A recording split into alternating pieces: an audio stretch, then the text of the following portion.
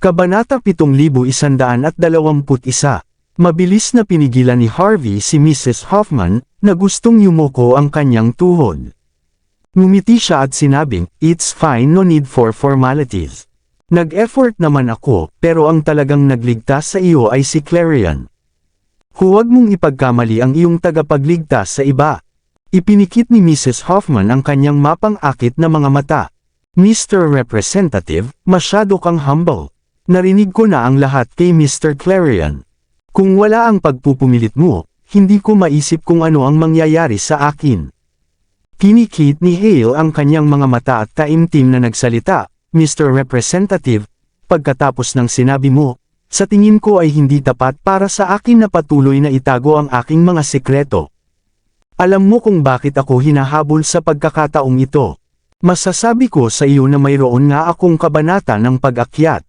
Ito ay isang bagay na isinulat ko pagkatapos kong magnilay-nilay bago ang rebulto sa Veiled Sanctuary.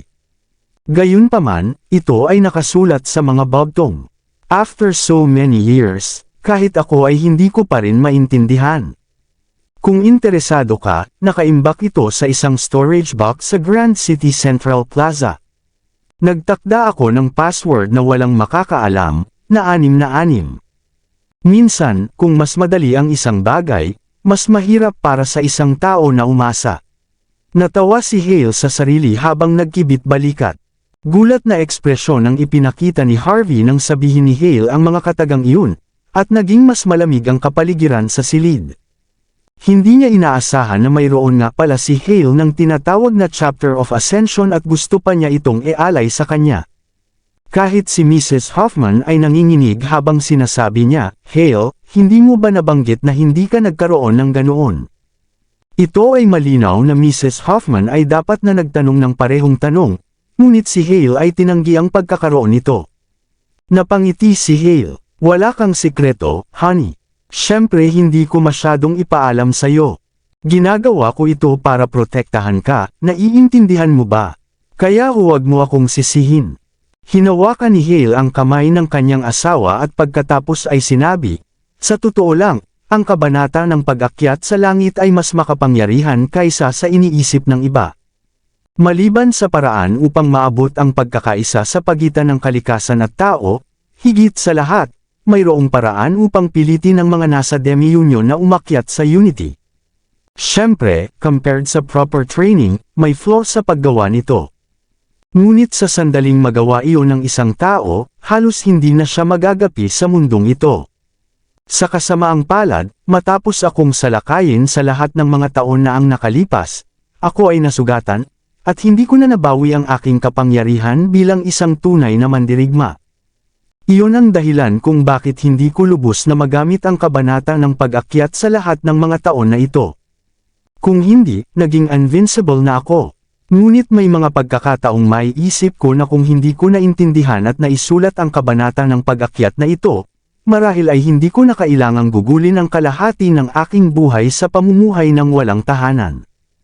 Malungkot na ekspresyon ang ipinakita ni Hale. Tumango si Harvey. Para kay Hale, ang kabanata ng pag-akyat ay malamang na isang parusa at sumpa sa halip na isang gantimpala. Hinawakan ni Mrs. Hoffman ang kamay ni Hale at sinabing, "It's fine, Hale. I'm with you, all right." Nakuha na natin ang tulong niya. Sa wakas mabubuhay na tayo sa buhay na gusto natin. Tumango si Harvey. "Tama iyan. Ako na ang mag-aayos para pareho kayong mamuhay ng walang pag-aalala." Tumingin si Hale kay Harvey ng seryosong tingin, parang nag-aayos ng mga salita sa isip. Pagkaraan ng mahabang sandali, sinabi niya, "Mr. Harvey, ang kabanata ng pag-akyat ay parang panaginip sa akin. Kung hahawakan ko ito ngayon, hindi ko lang magagawa ang sarili kong hindi magagapi, ngunit malamang napapatayin ako nito. Alam ko kung ano ang ibig sabihin kapag mayroon akong ganoong kayamanan sa pag-aari ko. Kung ito ay ibang tao, ang pagbibigay sa kanya ng kabanata ng Ascension ay sa halip ay sasaktan siya. Pero iba ka, ikaw ang kinatawa ng Martial Arts Alliance. Ikaw din ang chairman ng Country H Commercial Group at ang young master ng Longmen. Mayroon kang impluensya sa lahat ng sektor na ito, at mayroon ka ring sapat na personal na kapangyarihan. Magagarantiya mo ang iyong kaligtasan kahit na mayroon kang kabanata ng Ascension. Higit sa lahat, alam ko ang iyong pagkatao. Hindi ka susuko sa akin pagkatapos kong ibigay sa iyo ang kabanata ng pag-akyat. Tutuparin mo ang iyong pangako na bibigyan mo ako ng mayaman at walang pinag-alala na buhay pagkatapos nito. Iyon ang dahilan kung bakit umaasa akong panatilihin mo ito. Bigyan ang iyong sarili, at may pagkakataon ako. Nagpakita ng sincere na ekspresyon si Hale. Napangiti si Harvey at sinabi, ang dahilan kung bakit kita iniligtas ay hindi dahil sa tinatawag nitong Chapter of Ascension. Talagang naniniwala ako na ikaw ay isang taong nagkakahalaga ng aking oras upang kaibiganin. Hindi banggitin na ito ay isang bagay na personal mong naintindihan. Ito ang bunga ng iyong paggawa. Makonsensya ako sa pag-ani nito. Higit sa lahat, naniniwala ako na kahit wala ito, aakyat din ako sa bandang huli. Tinapik ni Harvey ang balikat ni Hale at nagpatuloy, kaya maaari mong itabi ito para sa iyong sarili. Salamat sa iyong katapatan, bagaman. Makakapagpahinga ka na ng maayos. Kapag nakapagpahinga ka na ng sapat, gagawa ako ng ilang kaayusan para makatakas ka. Pagkatapos nito, maaari kang magpahinga at magsanay ng mapayapa. Kapag naabot mo na talaga ang pagiging invincibility, tandaan mong ipaglaban mo ako sa lahat ng mayroon ka. Hindi ko pa nasubukan kung gaano kalakas ang isang tao sa antas na iyon. Nang sabihin iyon ni Harvey ay tila puno siya ng kumpiyansa at sinseridad. Talagang hindi siya mapakali sa tinatawag na kabanata ng pag-akyat, lalo na noong naniniwala siya na ang kanyang kapangyarihan ay nalampasan ng labis ang isang tunay na mandirigma. Ilang sandali na lang para maabot niya ang pagkakaisa sa pagitan ng tao at kalikasan. Iyon ang pinagmulan ng kanyang pagtitiwala. Well, bahagyang nagulat si Hale bago siya tumawa. First time kong makatagpo ng isang tulad mo, Mr. Harvey. Ang iyong tiwala sa pag-abot sa Unity ay napakabihira sa lupaing ito. Kapag naabot ko na ang antas na iyon, papayagan kita ng isang galaw. Tumawa si Harvey. Great. Payagan man lang ako ng 3 galaw, okay. Naabot mo na ang unity between nature and man, kaya syempre, nasa court mo ang bola.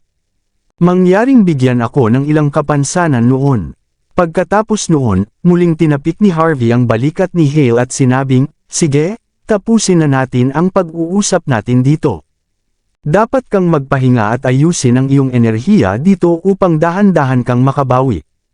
Hahayaan lang kitang umalis kapag mayroon kang sapat na kapangyarihan para protektahan ang iyong sarili. Pagkatapos nun, tumayo na si Harvey. May gusto pa sana siyang sabihin dito pero napansin niyang nakaalis na ito. Walang anumang palatandaan sa kanya. Tanging ang bango niya lang ang natitira sa kwarto. Ngumisi si Harvey at sinenyasan si Rachel na pumasok. Umalis lang siya pagkatapos niyang ayusin ang lahat. Bandang hapon. Isang dosenang dark green na Toyota Prados ang nagmaneho papunta sa Grand City Central Plaza. Sa isang iglap, isang grupo ng men in black ang mabilis na inilikas ang lahat mula sa lokasyon. Parehong nagalit ang mga turista at residente. Ngunit hindi sila nang ahas na pigilan sila nang makaharap nila ang mga agresibong men in black. Maya-maya, dumating ang mga security guard para sa plaza. Ngunit nang makita nila ang ID ng isa sa mga men in black ay mabilis silang umatras. Sa sandaling masecure nila ang lokasyon, isang Rolls-Royce Cullinan ang pumasok sa plaza. Pagkatapos, bumaba si Dan sa kotse. Relay mo sa iba ang order ko. Walang sino man ang pinapayagang pumasok o umalis sa lugar na ito. Pagkatapos ng utos ni Dan, ang buong plaza ay agad na inilagay sa mataas na alerto. May iilan pa nga sa malapit na mataas na gusali na may mga sniper rifle sa kanilang mga kamay, handang harapin ang anumang panganib. Sabay-sabay na nilapitan ni Dan at ng ilan sa kanyang mga confidants ang isang lugar kung saan maraming storage box. Tumingin siya sa paligid, at sa wakas ay itinuon niya ang kanyang mga mata sa isang storage box na mukhang ordinaryo. Ang storage box ay pinakamalapit sa lupa at matatagpuan mismo sa anggulo. Ito ay medyo mahirap gamitin. Mula sa hitsura nito, walang nagbukas nito sa loob ng maraming buwan, at tumugma ito sa paglalarawan. Ang posibilidad na makamit ang kawalan ng kakayahan. Kahit na ang isang tulad ni Dan ay natagpuan ng kanilang mga mata na nagniningas sa pagnanasa. Pagkaraan ng ilang pag-aalinlangan, ikinaway niya ang kanyang mga kamay upang kumalat ang kanyang mga alipin at mabantayan siya. Samantala, huminga ng malalim si Dan at naglakad papunta sa mga storage box at yumuko, na naghahanda na buksan ang storage box. Clack! Matapos ipasok ni Dan ang password, narinig niya ang isang malinaw na boses na nagmumula sa loob. Hindi man lang nakita ni Dan ang kabanata ng pag-akyat na gusto niya, ngunit hindi niya sinasadyang naputol ang isang tali sa kahabaan ng isang buhok. Damn it! Agad na nagmura si Dan. Habang siya ay isang young master, nakaranas din siya ng ilang sitwasyon sa buhay at kamatayan. Wala na siyang oras na magsalita pa habang hinahampas niya ang kanyang kamay sa sahig, halos agad-agad na sumabog ang sarili sa hangin. Boom! Isang malakas na pagsabog kaagad ang maririnig habang ang mga thunder blast na nakatago sa loob ng storage box ay pumutok. Isang haligi ng apoy ang agad na pumutok pataas.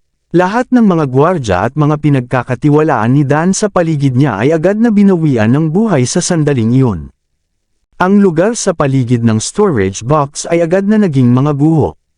Saglit na nag-hover sa mid-air si Dan mula sa puwersa bago bumagsak sa lupa, sa likuran. Isang malakas na alon ng init ang tumama sa katawan ni Dan, at hindi niya napigil ang umubo ng dugo. Wala pang isang segundo mula nang bumagsak si Dan sa lupa, nagawa niyang gumapang pabalik at kalahating lumuhad sa lupa. Nang iangat niya ang ulo niya, puro galit ang nasa mukha niya.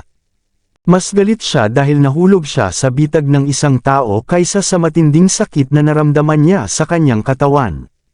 Kinagat ni Dan ang kanyang mga ngipin. Kung hindi lang siya laging nag-iingat, sana namatay na siya. Sir, lahat ng lalaking nakaitim na nakabantay ay nagulat din bago nagmamadaling tumakbo patungo sa pangkalahatang direksyon ni Dan. Kung dito siya namatay, hindi rin maganda ang magiging katapusan nila. Nang sa wakas ay natagpuan ng 12-dosenang mga bodyguard si Dan pagkatapos ng isang round ng paghahanap, lahat sila ay nakahinga ng maluwag. Ayos ka lang ba, sir? Nang makita ni Dan na lumitaw ang kanyang nasasakupan, napalunok siya ng isang subaw ng dugo bago mapait na sumagot, ayos lang ako. Huwag kayong mag-alala, sir, tatawag po ba tayo ng ambulansya? Tumawag para sa suporta. Ngayon na, damn it, may mga tao sa Grand City na gagawa ng ganito kay Mr. Dan. Galit ang mga mukha nila, na para bang mga mortal na kaaway na sila ng mga naglagay ng bitag para kay Dan. Dahil kung may nangyari kay Dan, sila rin ang mananagot. Sa oras na ito, nakatayo lang ng tuwid si Dan. Gayunpaman, bigla siyang nakaramdam ng isang pagpatay na layunin. Agad siyang sumigaw at agad na nahiga sa lupa na nakadapa. Hindi man lang napansin ng mga bodyguard ang nangyayari. Bago pa man sila makagawa ng anuman ay may mga ingay na ng mga bala. Ang isang bodyguard na gustong protektahan si Dan ay agad na nabura ang itaas na kalahati ng kanyang katawan, na naging walang iba kundi tinadtad na karne.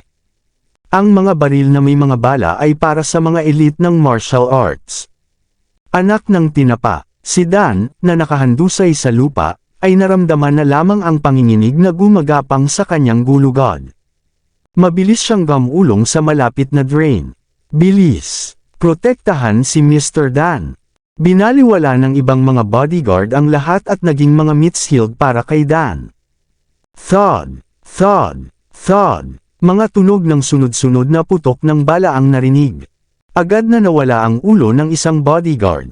Sa sandaling bumagsak siya sa lupa, mabilis na nabahiran ng pula at puting bagay ang lupa. Arg! Lahat ng bodyguards ay sumigaw sa galit. Gayunpaman, hindi sila kumalat. Sa halip, itinaas nila ang kanilang mga baril sa kanilang mga kamay at nagsimulang maghanap para sa kanilang mga kaaway. Ang mga sniper natin. Nasaan ang mga sniper natin? Galit na sigaw ni Dan habang nagtatago sa loob ng drainage. Ang lahat ng nangyari ay nangyari sa isang iglap. Kung hindi dahil isa rin siyang martial arts elite, marami na siyang beses na namatay. Nais ni Dan na durugan ang kanyang mga kaaway sa sandaling ito at ipaalam sa kanila kung ano ang mangyayari sa kanila sa pagtambang sa inapo ng Parkerville. Gayunpaman, hindi siya sapat na tanga upang sumugod sa labanan, at hindi niya inilantad ang kanyang sarili para sa kapakanan ng kanyang mga bodyguard. Sa halip, mas pinili niyang itago ang sarili. Alam niya na siya ang pakay. Kung hindi niya maprotektahan ang kanyang sarili, kung gayon ang lahat ng sakripisyo ng kanyang mga bodyguard ay walang kabuluhan. Mabilis niyang hinugot ang kanyang kwintas. Dinurog niya ang pendant at saka pinindot ang isang pulang butones sa loob. Pagkatapos noon, nilunok niya ang butones. Ang pulang button ay isang GPS tracker. Sa sandaling ito ay na-activate, nangangahulugan ito na siya ay nasa isang buhay at kamatayang sitwasyon. Si Parkerville, ng 7 families ng Grand City, ay gagawin ang lahat ng kanilang makakaya upang iligtas siya. Mula sa kanyang karanasan, mula sa pag-aayos ng pagliligtas at pagpapadala ng lakas tao, kailangan niya ng hindi bababa sa 3 minuto. Sa 3 kritikal na minutong ito, palaging may pagkakataon na siya ay mamatay. Nang sumagi sa kanyang isipan ang pag-iisip na iyon, mas lalong humigpit si Dan. Gaya ng inaasahan, hindi tumigil ang umatake. Sa halip, patuloy na pinindot ng tao ang trigger. Sa tuwing may putok, isa pa niyang bodyguard ang namamatay. Kabanata 7125. Naging sobrang dilim ang ekspresyon ni Dan nang makita niyang bumabagsak na parang langaw ang mga bodyguard na kasama niya sa loob ng maraming taon. Hindi niya inaasahan na darating ang kamatayan para sa kanya dahil sa kanyang marangyang pamumuhay. Gayunpaman, ang lahat ng nangyari ngayon ay patuloy na nagpapaalala sa kanya na ang kamatayan ay papalapit na. Nang ang kanyang huling bodyguard ay naging mincemeat, namutla ang ekspresyon ni Dan. Pagkatapos, napansin niyang lumilipad ang mga tipak ng bato patungo sa kinaroroonan niya. Kumunot ang noo ni Dan. Hindi siya sigurado kung bakit gagawa ng walang kwentang bagay ang ambush na ganito. Pero bigla siyang nakaamoy ng pamilyar na amoy. Thunder Blast. Sa sandaling maamoy ni Dan ang pabango, mabilis siyang gumulong palayo sa lahat ng lakas na maiipon niya. Boom! Sa sandaling gumulong si Dan, isang Thunder Blast ang bumagsak kung saan siya kanina. Isang malakas na pagsabog ang bumalot sa kanya. Naramdaman na lang ni Dan na nasa himpapawid pa rin ang pagtayo ng kanyang buhok dahil sa narinig niyang mas maraming bala ang pumuputok. Halatang pinaghandaan ang ambush. Mas maganda kung mapatay siya ng Thunder Blast. Kung hindi nila kaya ng mga bala. Ginamit ni Dan ang lahat ng kapangyarihan na mayroon siya sa kanyang buhay habang patuloy siyang umiikot sa himpapawid, at halos hindi maiwasan ang mga nakamamatay na pag-atake. Gayunpaman, mas nakaayos si Dan. Ni hindi niya magawang iikot ang ulo hanggang ngayon para tingnan kung sino ang umatake sa kanya. Nangangahulugan ito na kahit na makatakas siya, wala siyang lugar para ilabas ang kanyang galit. Whoosh! Mas maraming bala ang ipinutok sa kanya. Nang maisip ni Dan na mamamatay siya roon, isang magandang figure ang agad na sumulpat sa kanya mula sa malayo. Tapos, tumanggo kay Dan ang babaeng may hawak na payong. Pagkatapos, sinimulan niya itong paikutan. Khlang! Khlang! Khlang! Ang lahat ng mga bala na sinadya upang patayin ang mga elite na martial arts ay napalihis. Nanatiling malapit ang babae kay Dan kahit na nakadapa ito sa lupa. Nakasuot siya ng puting belo na tumatakip sa mukha niya. Gayunpaman, ang kanyang hindi nalalabag na aura ay tulad ng isang nymph, na hindi nag-iiwan ng puwang para sa kaunting pahiwatig ng kawalang galang. Ang mga mata ni Dan ay agad na napuno ng pagnanasa. Kahit ang isang tulad niya ay hindi maiwasang magtanong, "Ikaw pala, priestess?" Hindi sumagot ang babae at inilagay ang payong. Nakatuon ang mga mata niya sa isang construction site na hindi pa kumpleto, at gumawa siya ng gesture. Agad na lumitaw ang mga figure sa paligid niya, dumiretso sa hindi pa tapos na gusali. Sa ibabaw ng hindi pa tapos na gusali, isang figure na nakasuot ng ghost mask ang tumayo at napabuntong hininga nang makita ang nangyari. Lahat ng mga tagapagmanang ito ay may swerte. Akala ko maaari akong magdulot ng kaguluhan sa pamamagitan ng pagpatay kay Dan, hindi ko inaasahan na mabibigo pa rin ito. Ang nakamaskara na figure ay nag-click sa kanyang dila bago siya mabilis na umatras sa mga anino. Sa oras na dumating ang mga tauhan ng priestess, ang nakamaskara na figure ay ganap na nawala. Sa ICU ng Grand City Hospital, inihagis ni Coco ang kanyang telepono sa sahig habang nagngangalit ang kanyang mga ngipin. Mga tanga, ang lakas ng loob, yung babaeng nagsinungaling sa amin. Hale! Dapat din siyang mamatay. Ramdam pa rin ni Coco ang pagtibok ng kanyang puso ngayon. Kung hindi pinalad si Dan, sapat na ang nangyari para patayin siya ng maraming beses. Hindi lang natakot si Coco, galit din siya. Nang pumasok sa isip niya ang ideyang iyon, ikinaway niya ang kanyang kamay at sinabing, "Humanda ang ating mga tauhan sa pangalan ko. Kunin si Hale." Halata na naniniwala siyang si Hale ang nasa likod nito. Posibleng may humihila ng mga string. Kung hindi, sino ang mga ngahas na tambangan si Dan sa isang lugar na ganito? Tumahimik ka, Coco. Huminahon ka. Nakalabas si Dan mula sa operasyon sa mga oras na ito.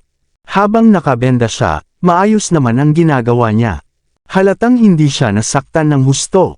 Totoo na marami tayong nawala sa pagkakataong ito. Ngunit maaari tayong mahulog sa bitag kung mahuhuli natin si Hale at ang taong nasa likod niya nang walang anumang patunay. Kahit na halos mamatay na si Dan, hindi siya nawalan ng gana. Sa halip, nag-overdrive ang kanyang isip habang sinusuri ang lahat ng nangyari. Patunay, si Hale ang nagsabi nito. Anong patunay ang kailangan natin?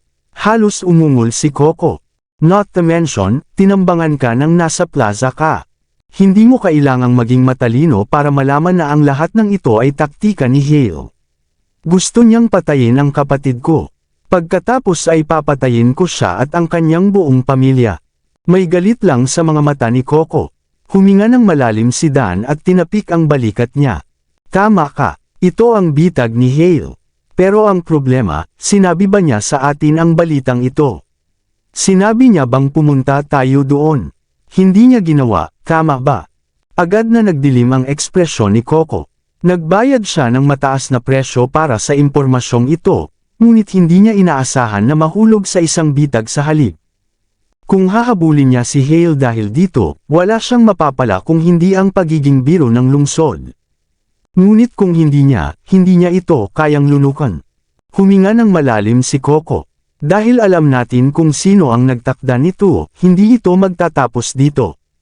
Tumango si Dan. Siyempre hindi. Magpadala ng salita na ako ay kasalukuyang naghihingalo sa ospital at ako ay nabubuhay lamang sa paggamit ng ilang kamangha-manghang mga gamot. Gamitin ang pagkakataong ito para kumalat din ng iba pang balita. Una, gagamitin ni Parkerville ang lahat ng mayroon tayo para malaman ang katotohanan sa likod nito. Pangalawa, kasama na ngayon ni Hale si Harvey at totoo ang Chapter of Ascension. Pangatlo, humanap ng paraan para iparamdam na ang mga tauhan mula sa ibang sacred lands ay nagpadala ng kanilang mga tauhan para pigilan ang pagbangon ng Grand City. Naninindigan lang ako para sa kaligtasan at kinabukasan ng Grand City. Ipaalam sa lahat ng mga pinuno ng 7 pamilya kung gaano ako nagsakripisyo para sa Grand City. Tama. Kapag ipinakalat mo ang balita, dapat mong gawin itong parang walang silbi ang mga depensa ng Grand City. Sa ganoong paraan, maaagaw natin ang awtoridad ng Grand City sa mga depensa, mahinahong sabi ni Dan. Dahil hindi niya nagawang makaganti sa taong nagsimula nito para sa halos pagpatay sa kanya, kung gayon ang susunod na pinakamagandang bagay ay gamitin ang sitwasyong ito ng gusto at makakuha ng mas maraming benepisyo. Kung hindi niya ito maaaring pabayaan. Nang makita ni Coco na nagawang tanggihan ni Dan ang mga negatibong epekto ng nangyari ngayon sa ilang salita at lalo pang nakinabang, medyo kumalma siya. Matapos itong pag-isipan, nakangiti niyang sinabi, walang hindi mo malulutas, Dan. Kung magagamit natin ang pagkakataong ito para makontrol ang mga depensa sa Grand City, hindi ito magiging masama. Tumango si Dan bago may naalala. Tama, ang priestess ang nagligtas sa buhay ko. Hindi ako makagalaw sa ngayon, kaya gawin mo ang lahat para masigurado na maabot niya ang aking pasasalamat. Tandaan mo, lahat, Tumango si Coco. Huwag kang mag-alala. Ang Hierophant ay may mataas na pag-asa para sa atin sa lahat ng mga taon, kaya ang Priestess ay isang mabuting kaibigan din natin. Ibibigay ko ang buong effort ko. Mukhang nakita ni Coco ang nakatagong pag-iisip ni Dan at nakakunot ang noo niyang sinabi, Dan, wala akong problema kung gusto mong kunin si Shena. Ang mga Wright ay ang mga pinuno ng nangungunang 10 pamilya, kaya ang pagpapakasal sa kanya ay magbibigay sa iyo ng maraming benepisyo. Ngunit ang Priestess, dapat sumuko ka na sa kanya.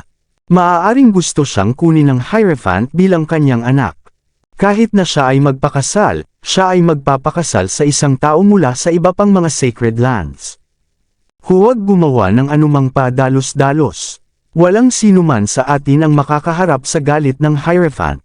Napabuntong hininga si Dan. Kawawan naman. Napakaganda niya, ngunit hindi ko siya makukuha kailanman. Napatingin si Coco kay Dan. May mga babaeng pwede mong ingatan, pero may mga magiging hadlang lang. Ikaw ang nagsabi sa akin yan. Naaalala ko pa rin ito na parang ngayon mo lang sinabi sa akin. Hindi mo naman nakakalimutan diba? Napabuntong hininga si Dan. Wala na si Lani, kaya wala na akong makakasama. Malamig na napangiti si Coco. Kalimutan mo na si Lani, Dan. Walang paraan na ikaw at siya ay magkasama. Sa sandaling mawalan siya ng kapangyarihan sa Forbidden Wasteland, wala na siyang silbi. Kung hindi dahil sa sobrang hirap, pinatay ko na siya dahil marami siyang alam. Baka siya pa ang sumira sa mga plano natin sa kritikal na oras. Huwag kang mag-alala, bagaman. Pipili ako ng ilan pang maaari mong panatilihin. Kung hindi yun maganda, I heard there are a lot of beauties from the top 10 families. Mas makikinabang tayo kung magpakasal sila sa pamilya. Ngumiti ng malapad si Dan. Sa huli, iba ang top 10 families sa atin. Mga negosyante, politiko, kailangan nating maging maingat kapag nagpakasal tayo sa isang tao mula sa nangungunang 10 pamilya o makipagtulungan lamang sa kanila. Kung hindi, madali tayong maipasok nito sa bitag. Naintindihan mo ba? Paalala ni Dan kay Coco. Sinabi niya ito ng buong katapatan. Habang siya ay isang nepo baby at may sariling mga iniisip, maaari pa rin niyang mapanatili ang kanyang kalmado at pagpipigil sa sarili pagdating sa mga bagay na kasing halaga ng pakikitungo sa top 10 families. Sige, susuko ako sa top 10 families. I'll find someone among the heirs, mabilis na desisyon ni Coco. Sige, huwag na muna nating pag-usapan ito, sabi ni Dan. Itinaas niya ang kanyang ulo at tumingin sa labas ng bintana sa pamamagitan ng tahi sa pagitan ng mabibigat na kurtina. Humanap ng paraan para ipaalam sa iba ang tungkol sa Chapter of Ascension, lalo na yung mula sa Sky Plane. Ang mga taga-isla na iyon ay hinahanap ito sa lahat ng oras na ito. Naniniwala ako na kung makuha nila ang impormasyong ito, sapat na ito upang mapanatili si Harvey sa kanyang mga paanang ilang sandali. Habang ginagawa ni Dan at Coco ang kanilang mga plano, nasa harap na naman ni Hale si Harvey. Sa pagkakataong ito, hiniling niya sa kanyang mga tauhan na gumawa ng ilang kapaki-pakinabang na gamot para sa internal injury ni Hale. Tumingin siya kay Hale, na nanunood ng telebisyon, at ngumiti. Hindi ka dapat manood ng ganito karaming oras sa telebisyon at magpahinga ng higit sa panahong ito, Hale. Nangangailangan ito ng maraming atensyon, at walang naidudulot na mabuti sa iyo. Sinulya pa ni Harvey si Mrs. Hoffman at sinabing, salamat sa pag-aalaga sa kanya. Ngunit kung mayroon kang oras, dapat mong imasahe ang kanyang mga binti at tulungan siyang igalaw ang kanyang mga kalamnan. Iyon ang magpapabuti sa kanya. Ang isip ni Mrs. Hoffman ay tila nasa ibang lugar. Nag-react lang siya sa sinabi ni Harvey pagkaraan ng ilang sandali at ngumiti ng napakatalino. Huwag kang mag-alala, Mr. Harvey. Tumayo si Mrs. Hoffman at sinimulang emasahe si Hale. Tumango si Hale at sinabing, salamat, Mr. Harvey. Tapos, parang may naalala siya. Halos nakalimutan ko. Ang lugar na pinagtaguan ko sa Chapter of Ascension ay nilagyan ng Thunder Blast. Kung hindi mo sinasadyang matrigger ito, magdudulot ito ng chain reaction. Kung magpapadala ka ng isang tao, mangyaring mag-ingat sa kanila. Kung hindi, mapapatay sila nito. Pagkatapos ay nag-aalalang sinabi ni Hale, wala kang pinadala doon, tama. Napangiti si Harvey, hindi ko ginawa, hindi ko ba nasabi sa'yo? Hindi ako interesado sa bagay na iyon. Maaari mo itong kunin kapag ikaw ay magaling na. Huwag mo nang pag-usapan ito, bagaman. Nakakatamad. Wala talagang pakialam si Harvey dito. Ang kayamanan sa mga mata ng lahat ay walang kabuluhan sa harap niya.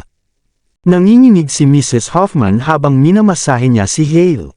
Seryoso ka, Hale? Siyempre, para maiwasan ang kabanata ng Ascension na mahulog sa kamay ng ibang tao, ibinaon ko ang 12-dosenang Thunderblast sa paligid nito. Kung sila ay sumabog, kahit ang true warriors ay mamamatay dyan, Hale said with a brutal expression. Halata na pagkatapos manirahan sa lansangan sa loob ng maraming taon, hindi na siya ang young master na puno ng grasya. Naiintindihan niya na gumawa siya ng ganito para lang maprotektahan ang kanyang mga pusta. Nang inig si Mrs. Hoffman at bumagsak sa lupa, napuwitan muna. Ang kanyang mukha ay hindi kapani-pani walang mapotla, na para bang hindi niya inaasahan na gagawa ng ganoong hakbang si Hale. Maraming salamat sa lahat ng sumusubaybay. Please subscribe and follow my YouTube and Facebook channel, Filipino Novel. Maraming salamat po. Ikaw, Hale, paano? Si Mrs. Hoffman ay gumapang pabalik, ang kanyang isip na nagdidilim saglit. Mabilis niyang nilabas ang phone niya, tatawag na sana siya. Dahil sa sobrang kaba, she kept on pressing the wrong numbers. Hindi niya magawa ang tawag na iyon. Hindi kumibo si Harvey habang kalmado siyang nakatingin sa eksenang ito. Samantala, nagsimulang magbago ang ekspresyon ni Hale. Bakas sa mga mata niya ang lungkot habang nakatingin sa babaeng mahal niya. Honey, huwag mong sabihin sa akin na sa kabila ng walang interes si Mr. Harvey sa kabanata ng pag-akyat, hinahayaan mong makuha ito ng iba. In short, ikaw ang nagtaksil sa akin. At pinagtaksilan ako. Isang luha ng dugo ang namuo mula sa gilid ng mga mata ni Hale habang nagsasalita siya. Si Mrs. Hoffman, na sinusubukan pa ring tumawag, ay nanginginig ng lumingon siya at tumingin sa lalaking nakasama niya sa loob ng maraming taon. Sabay tulak ng pinto, si Clarion iyon. Mabilis siyang pumasok sa silid at sumandal sa tabi ni Harvey, at bamulong, may nangyari, Mr. Harvey. Hindi nagtagal, naaksidente si Dan. Dahil sa isang pagsabog sa Grand City Central Plaza, siya ay nasa kritikal na kondisyon. Sinasabing nakatanggap siya ng tawag at nandoon siya para imbestigahan ang ilang mapanganib na storage box. Walang inaasahan na. Ang ekspresyon ni Clarion ay naging halo ng pagmumuni-muni at malisyosong libangan. Dahil magkaaway na sila, wala na siyang pakialam sa nararamdaman ni Dan. Kumunot ang noo ni Harvey. Critical na kondisyon. Si Dan, hindi ba't ang buong Grand City ay magkakagulo sa lalong madaling panahon? Imposible. Hindi pwede yun. Paano sasabog ang storage box? Paano siya magiging nasa kritikal na kondisyon? Hindi napigilan ni Mrs. Hoffman na sabihin ang mapait. Ikaw pala, lahat kayo ay nagtulungan na magsinungaling sa akin, hindi ba? Sigurado si Clarion sa nangyayari ngunit ini-unlock pa rin ang kanyang telepono at inilabas ang mga larawan sa loob at ipinakita ang lahat ng ito. Malinaw na ipinakita sa larawan na ang Grand City Central Plaza ay ganap na nasira. Maraming pula at puting likido ang tumalsik sa paligid. Ibig sabihin ay maraming tao ang namatay. Iyon ay higit pa sa sapat na ebidensya. Kasabay nito, agad ding namutla ang mukha ni Mrs. Hoffman. Hindi tanga si Harvey at ang iba pa. Ang pagtingin sa kung ano ang nangyari kay Mrs. Hoffman ay sapat na ng isang palatandaan upang sabihin na siya ay may kinalaman sa kay Dan.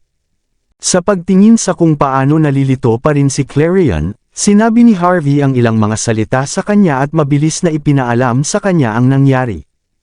Agad na tumingin si Clarion kay Mrs. Hoffman, na naghi-hysterical, na may kakaibang ekspresyon. Hindi niya inaasahan na si Dan ay nagtanim ng isang pon na katulad niya. Iyon ay hindi kapanipaniwala. Pagkatapos ng matinding galit, mabilis na kumalma si Mrs. Hoffman. Huminga siya ng malalim at pinikit ang kanyang mga mata kay Hale, at nagtanong, paano mo ako pinaghihinalaan? Napangiti ng mapait si Hale nang marinig ang pagtatanong sa kanya ng asawa. Ako ay sinanay sa Art of Disguise. Pagkatapos kong alisin ang aking mga fingerprint, gumamit ako ng ibang channel para bigyan ako ng bagong pagkakakilanlan. Matapos ang napakaraming taon, maingat at madalas kong inalis ang mga lumalapit sa akin. Nagtataka ako kung bakit alam pa rin ng mga tao kung sino ako pagkatapos ng maraming taon, kaya nag-set up ako ng bitag. Kabanata 7130.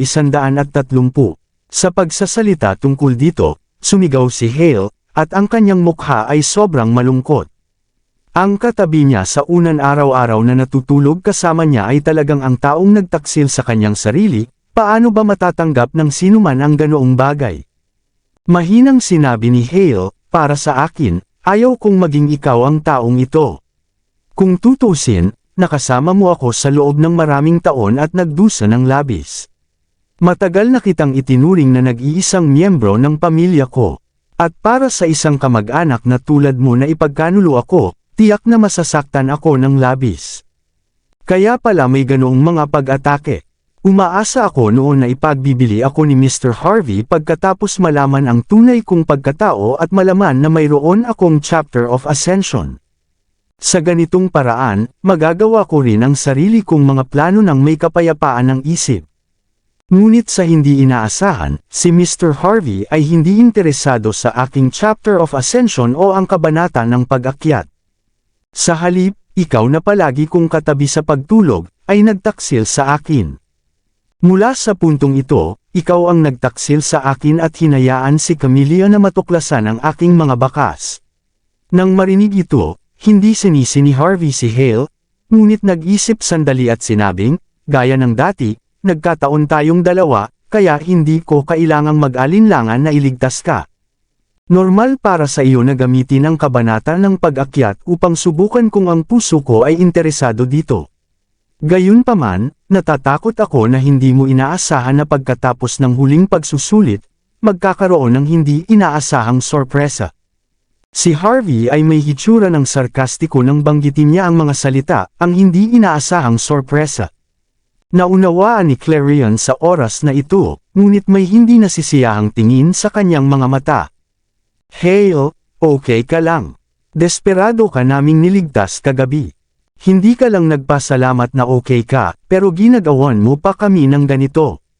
Kung may wish si Representative York at gustong makita kung ano ang chapter of ascension, hindi ba siya ang dehado? Wala ka talagang konsensya. Malamig na sinabi ni Hale, kung sasabihin ni Mr. Harvey ang isang bagay at gagawa ng isa pa, at patuloy na sinasabi na wala siyang interes sa chapter of ascension, ngunit sa huli ay tatanggapin ito ng walang pag-aatubili. Kung gayon masasabi lamang na siya ay mapagkunwari. Sa kasong ito, kahit na may mangyari sa kanya, sa tingin ko ay karapat-dapat sa kanya. Dahil doon, naging mapait ang mukha ni Hale. Si Mr. Harvey na hindi ko inaasahan na makikilala ng pagkakataon, ay isang tunay na lalaki, at ang tao sa aking pandinig ay isang tunay na kontrabida. Labis na kinasusuklaman ni Clarion si Hale. Pagkatitig sa kanya saglit na pabuntong hininga siya, at saka nag-isip ng kung ano-ano. Mrs. Hoffman, kung galing ka talaga sa paksyon ni Camilla. Pumunta ka kay Hale at makipaglaro ng mapait. Bakit kailangan mong kumilos sa harap namin? Bakit ka humingi ng tulong?